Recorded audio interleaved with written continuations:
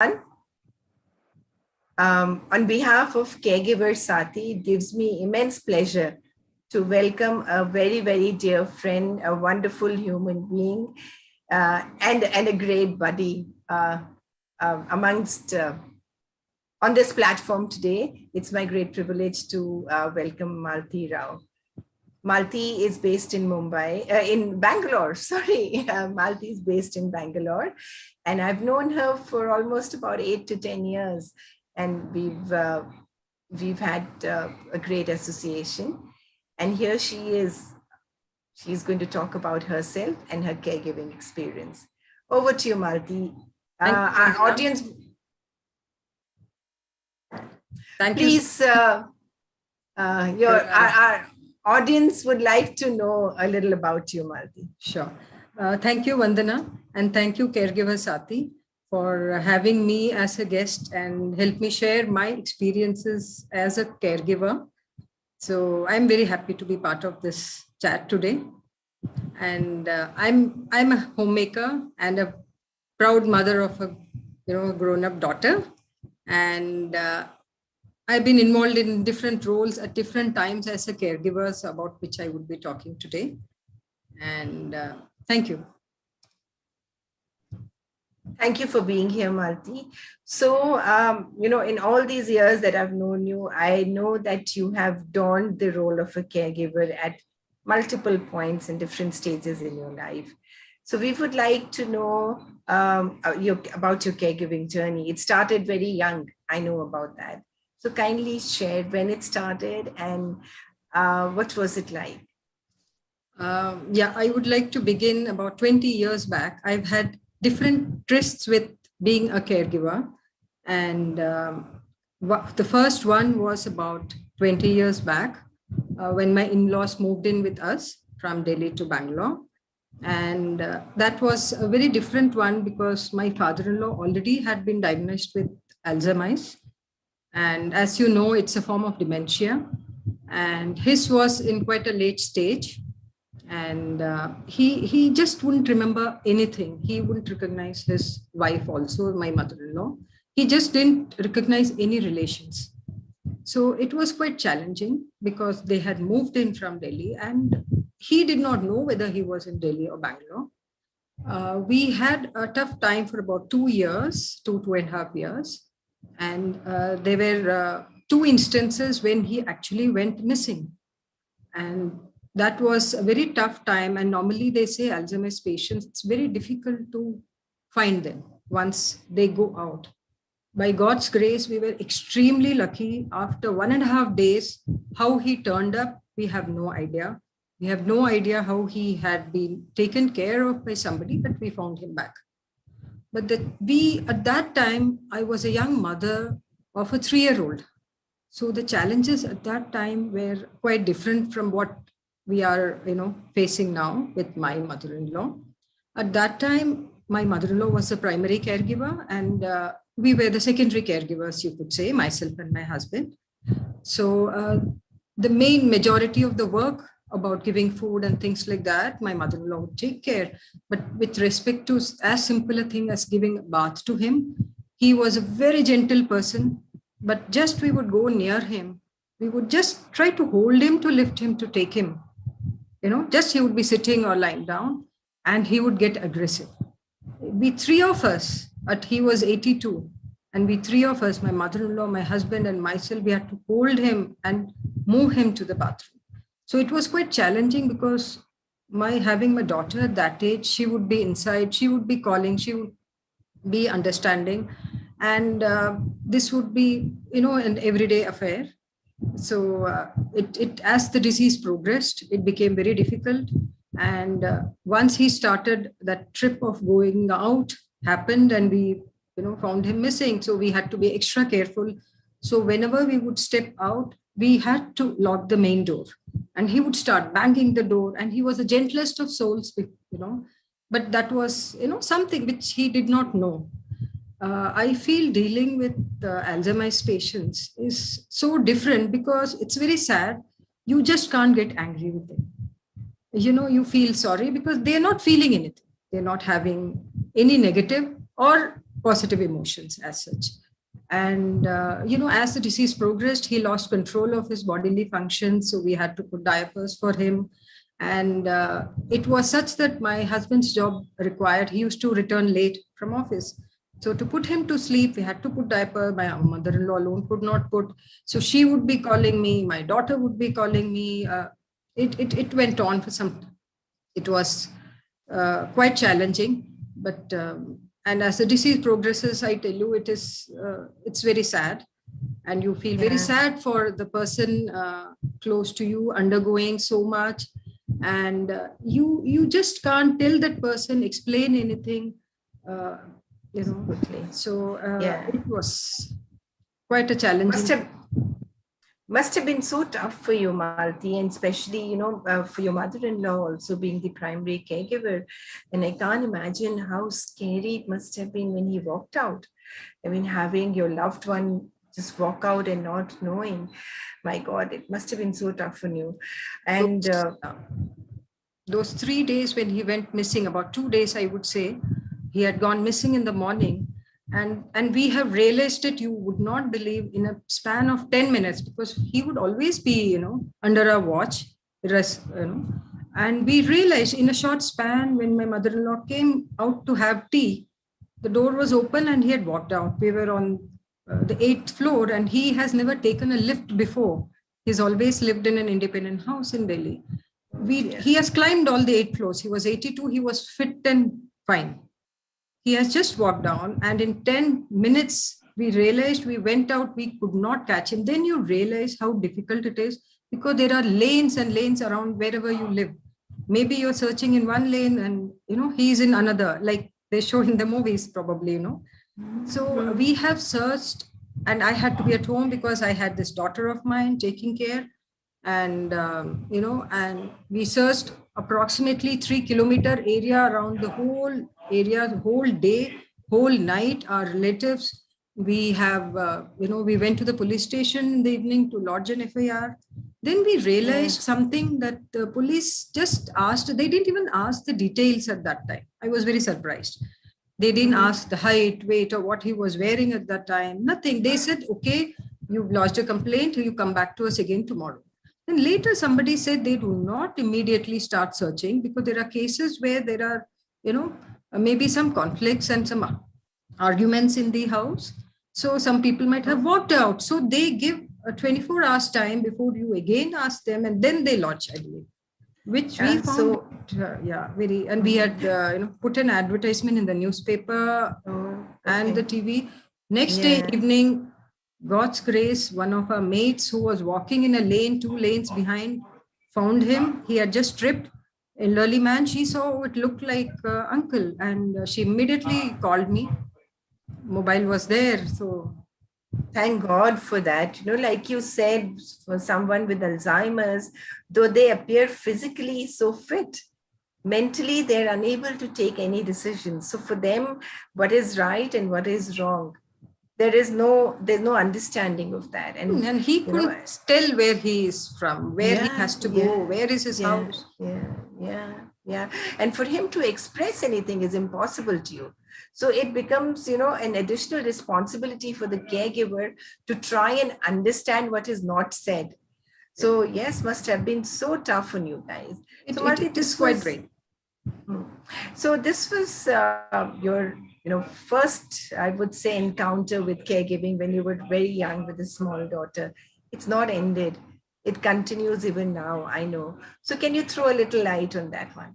Yeah. So coming to my, second time interaction as a caregiver, which sort of, at one point, a few years after my father-in-law passed away, the thing is, my mother-in-law had different, ailments at different times. She's an insulin-dependent diabetic, which she has been, and she has admirably taken care of herself with a very strict diet and kept it in check.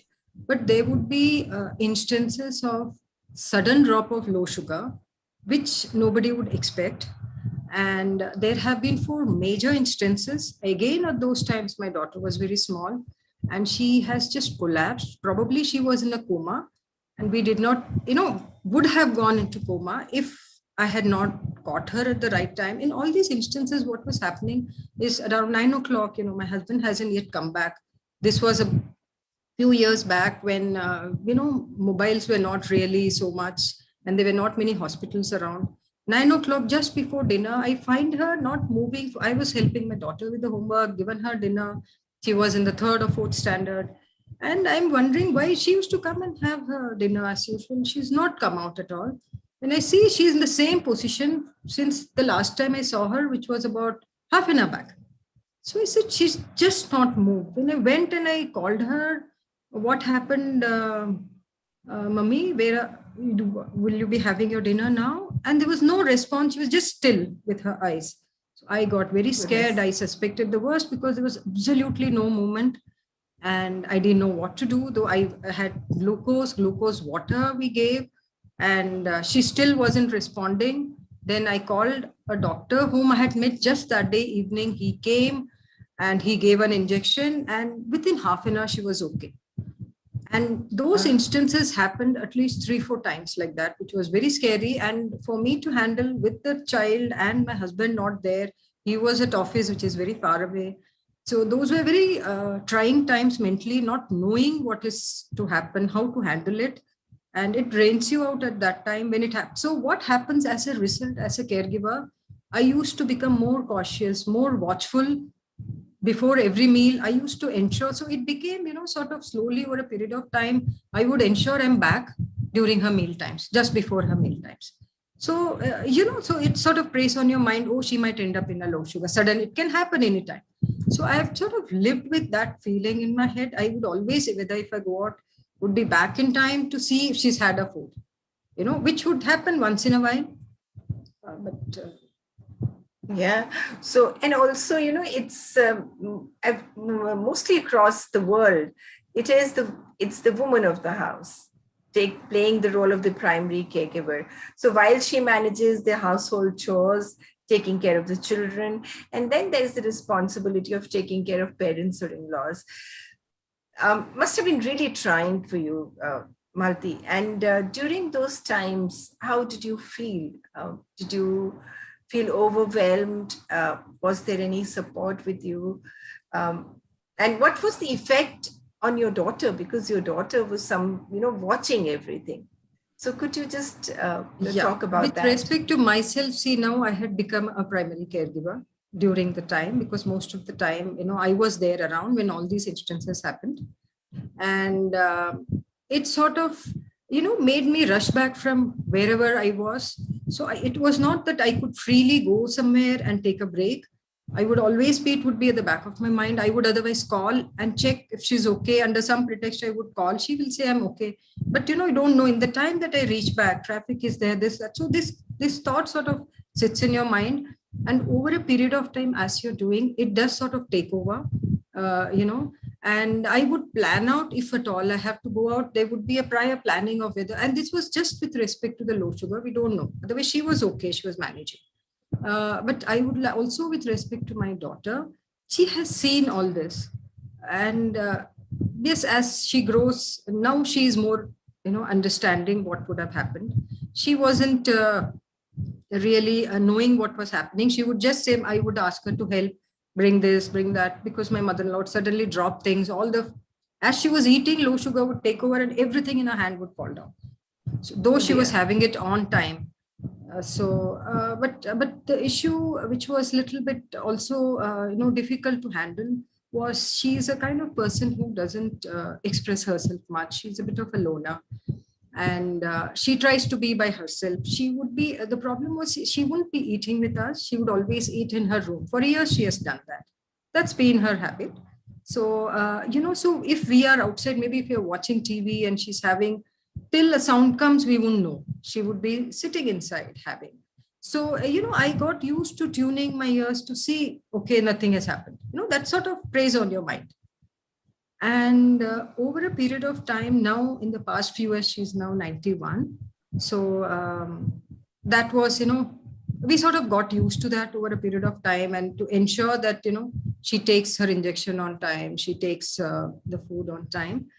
But with this, that the trip of caregiving with her has been continuing as a journey in different aspects, I would say. So low sugar has been something which was happening for a long time. Now, as she's grown older, that doesn't happen very often. Maybe body changes, but the problems which afflict very elderly people started about few years back.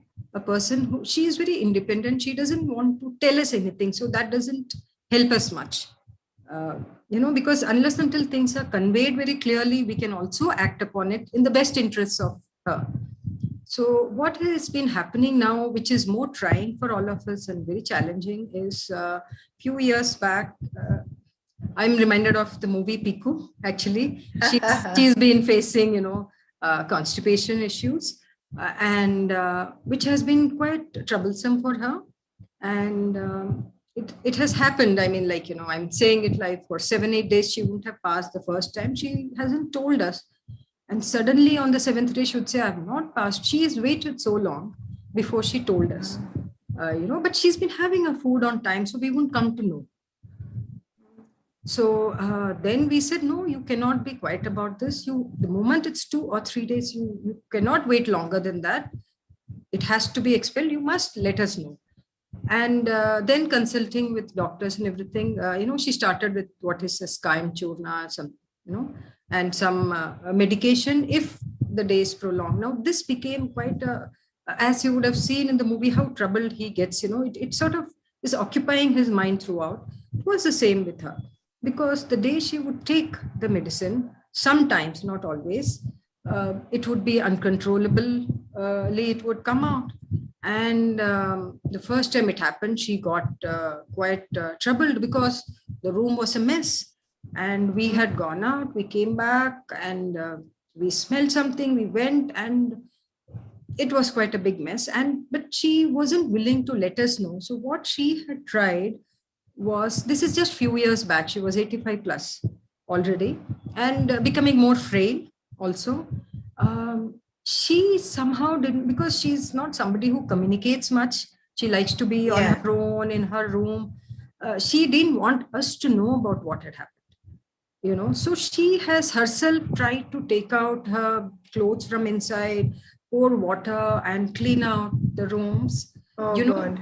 and what had happened is, see, that's quite an age for her to be doing all that. She fell.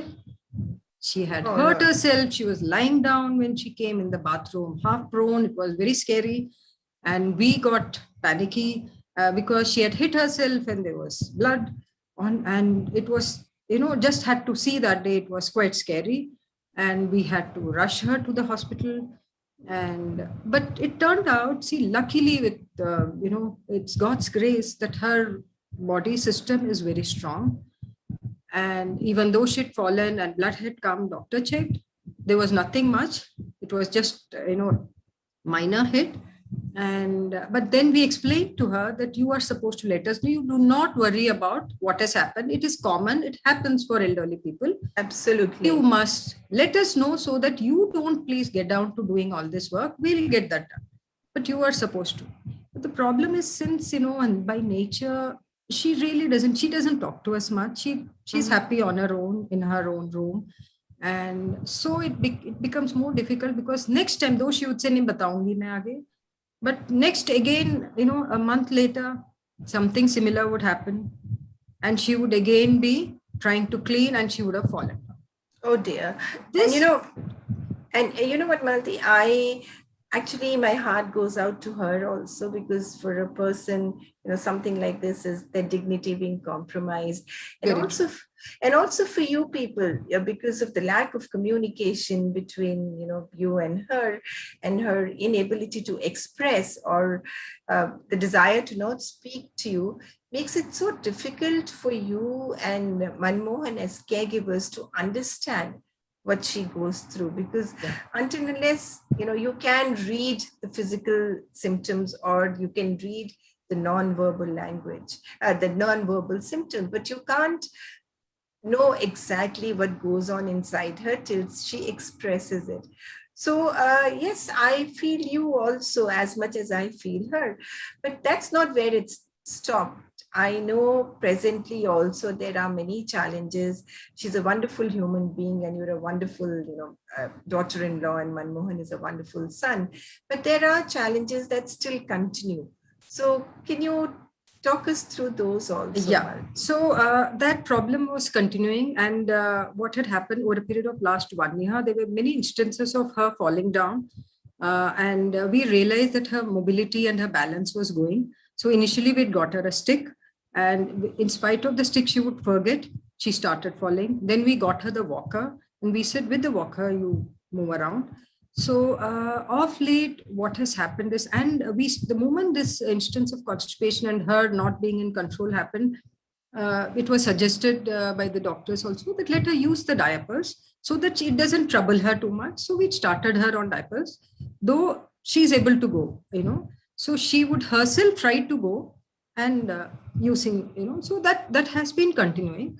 But what has happened is over the period of last 2 years before COVID, her mobility has decreased quite a lot. Even with the walker, now the problem is even with holding the walker when she stands up, she sort of totters and she has been, falling in spite of that. So it further sort of, our movements are really restricted quite a lot. I'm there at home most of the time, and now anyway, COVID, everybody is there at home. So, Yeah. but the thing is now we do take her whenever she has to go to the washroom. She's otherwise very sharp. Her memory is very good, but she cannot do anything much. Yeah. So, And that's also, she's aging, so the body yes, is deteriorating. It's yes, the way of life. she's frail.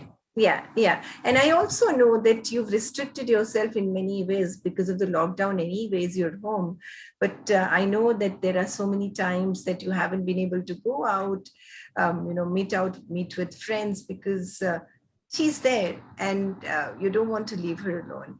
So it is tough as a caregiver. So I know there has been and one more caregiving experience that you have been, in fact, I would say, yes, that you would like to share with us about your uncle. So, Yeah. what is that, Malati? Because that's also very different from the two that you've told us about. Yeah, very true. See, these are kind of instances which probably people do face as family members with their elderly people at home. And it always helps if the person being taken care of is more communicative. We can provide more and more, fulfilling care to them as well as us also. This third instance, which I would actually like to coin a term called emotional caregiving. It's not that I'm doing anything physically. This my uncle who lives a little bit away from our locality. He's 94, and he's a very admirable person at this age. The kind of positivity which he exudes, and the way he's been taking care of himself, it's a very different experience. He's on his own. His children are not in town, and one is in USA, another is in Delhi, and they all want to take him and be with him. But he's such an independent person, and he refuses. As he says, I'm okay, I'm doing fine, I'm going to hit a century, so I'm doing fine, and he is managing well. But we know there are some problems because anything at that age, he's also frail. So Yeah. this kind of emotional caregiving, by that, what I meant is that I keep in touch with him now. Because of COVID, I'm not able to visit him frequently. Otherwise, I would visit him, as much as possible, and try to see that he's happy. In fact, he inspires us to be looking at life the way he has managed at his age. And in what happens is his children and myself, we sort of plan out and try to see, because he doesn't want anything, any situation which would make him move out and go out and lose his independence. So it's like a chess game with him. We plan out something, and he we don't let him know that we are in touch. Otherwise, he will, it strikes him, and he'll get away. He'll come out with reasons. Yeah. But it's been admirable. He's been managing. But the emotional part of it is he's sort of dependent on me for me being here. He tells his children, I don't want to come. Malti is there for me. If I want anything, I'll call her. So I know she'll come. So you people don't worry. So Yeah, that puts, I feel a big responsibility on me. So I true. to keep in touch. And since he's very sharp and guesses things very fast, so, if we have to make him take vaccination, we had to plan out and make Yeah. sure that he doesn't feel being pushed. He's going because on his own. We tell him he has his physical challenges, like, it's a little hard of hearing, cannot see things clearly. He's slow with his walk and gait, but he doesn't see any of that as limiting, Mm. And which is, yeah, and while we were discussing about him, I remember you telling me that in spite of the COVID restriction, he still insists on going out, doing his, chores by himself. Tell us more about that, Malti, because there are a lot of people, and in fact, for me also, my mother-in-law is 88, but she insists that she wants to do everything by herself, and for us, that's a huge. It's frightening. It's worrisome, and it keeps us on tenterhooks. Oh, what if she picks up the infection? So, talk us, through that also, Malti, because I think that is something which most of the caregivers to parents would be facing during COVID times. yeah, especially if they are not with us.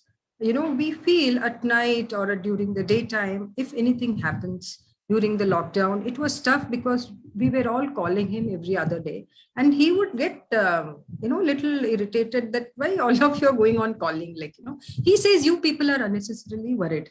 He says, you should learn to handle things. Do not worry, what has to happen will happen. My age, I have enjoyed my life, nothing's going to happen. He has a very, very positive outlook on the way. And I think we need to pick up those kind of cues for ourselves also. It's a learning experience. And also, like, he has been going out. He says, I'm careful. And I have seen, he gets back, I've seen the Bengal famine. I've seen that time. And things will become okay. See, even now, people of our age are worried, panicky. But a person like him, he says, these things have happened before, it will become okay. So he's clear. It is not, troubling him to an extent.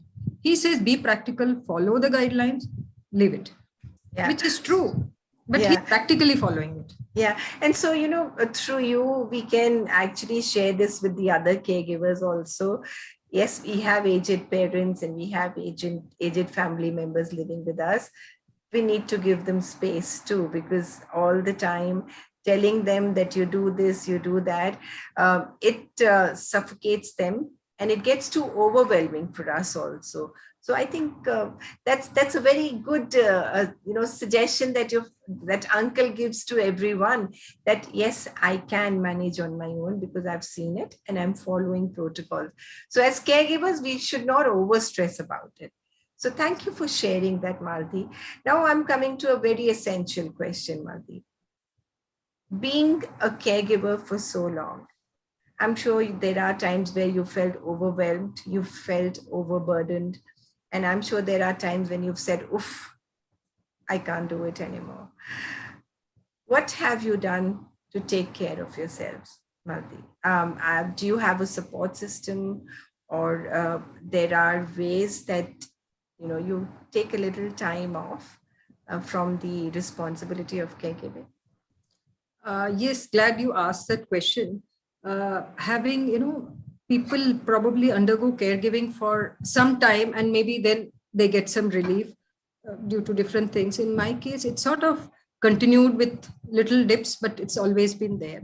It does get overwhelming at times. But two pillars of my strength, I have my husband and my daughter. They've been strong pillars. And of course, my husband also is the primary caregiver with respect to my mother-in-law right now. But during the earlier times, when he's not there, whole day I was there. But his personality, since he's there, he's a little bit of a more cool kind of a person who takes things. You can do as much as you can, you know, and then let go, let things happen. Nothing is going to happen. Do not worry that something else will happen. See, we are worried because we have seen things happening, so we get to tend to worry, what if something more happens and how do we manage? So men by default also a little more probably, less they take it onto their heads. Yeah. So and my daughter, as she's grown, as she's seen me, because I have also had my own health challenges with all these things. Yes. So those times have been extremely trying times, with which, I just had this word that this too shall pass, so I have Mhm. passed over all that. But all that, my daughter has seen more, because she's been around with me more, Yeah. and she's been my lifeline throughout. And my second pillar of strength are my very close set of friends, who've been extremely, close to me. They are what you call the 3 a.m. friends. And I can unburden myself with them and talk to them. And you being one of them, Vandana, it's been, I've shared so many times things with you. So it's been, but for my friends and my husband and daughter, it would have been very difficult without their positive support. And it's been very good with my friends. It has been too good. Yeah. So yes, you have sathis and your friends. I know the crazy group of gals that you that are around you. I'm sure you're grateful for them, Malti.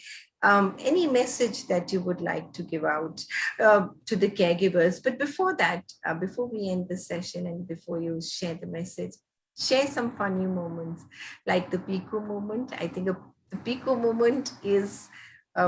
Where I think all Universal. caregivers, it's a universal issue that all of us at our ages face with our Yeah. respective parents. So, any other moment that you would like to share with us, See, Mahajan? I mean, maybe I do not know whether it's funny to be talking on public media, but what happens is, as much as they shown in the movie, something, it was, I think the movie brought out that issue out, and generally we grow up not talking about these issues. Mhm. We just don't talk about it openly, right? Even at home, normally people don't really, come out. But when these issues crop up, and like with my mother-in-law, she was taken in so much. She would be every time, have you gone? She would start describing, itna gaya, utna gaya, abhi thoda gaya, abhi zyada gaya. And I say, please, no, we're not asking about the description. Please let us know whether you know, cleared your bowels or not. So, and she would be very serious about it. So that, because that was heavy on her mind. And that's it. Absolutely.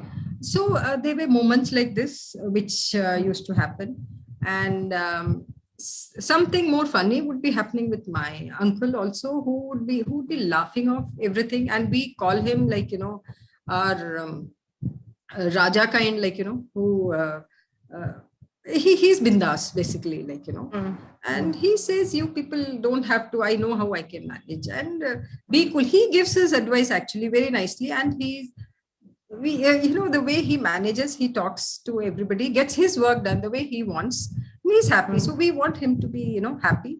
Don't want to push him, because not many people live to that age and are positive, and he's lucky to be in reasonably good health, and doesn't complain about the problems which he has. And as you asked me about one more point which I wanted to tell about de-stressing, I have my friends and my family. I do yoga. I think people should do yoga at some time, including of pranayama. It's a big de-stressor. And I do regular walks. Be in the nature, I feel that really helps. And for me personally, just watching the sunrise, you know about it, just watching the sunrise and the sunset just uplifts the mood, saying this is a new day. It's a new day. Absolutely. Start the new day. The sun has set the previous day.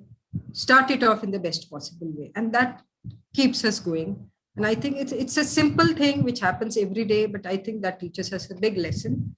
And that definitely helps me. Those small moments help me de-stress a lot. And I do a Yeah. little bit of gardening. So, and my chats with my friends are big Yes. de-stressors. Yes. Yes. I So know. I So and yes. my Yeah. message, So. which Mhm. yeah, Yeah. you were So asking. I was going to say about your uncle that he's actually he lives life king size. Yeah. Yes, And message to the caregivers, yeah. Malti. My from what I have experienced, my message is, when it gets too overwhelming for you, when you feel it, like, do reach out. Do reach out to some kind of a support system. Either you have a develop a support system, in fact, I would say, with your friends or your family. Sometimes, family is busy in their own activities. Husbands have to go to office. Even you are probably going to the office. But outside of that, make time for meeting your own friends, your pals, talk to them, and have a close set of people with whom you can confide in, express your things, who do not judge you. You have to develop that relationship over a period of time. That is a big thing. And the major problem I feel is, compared to earlier times when there was a joint family system, work used to be distributed, caregiving was distributed, probably they did not face it. Now we are all in nuclear families.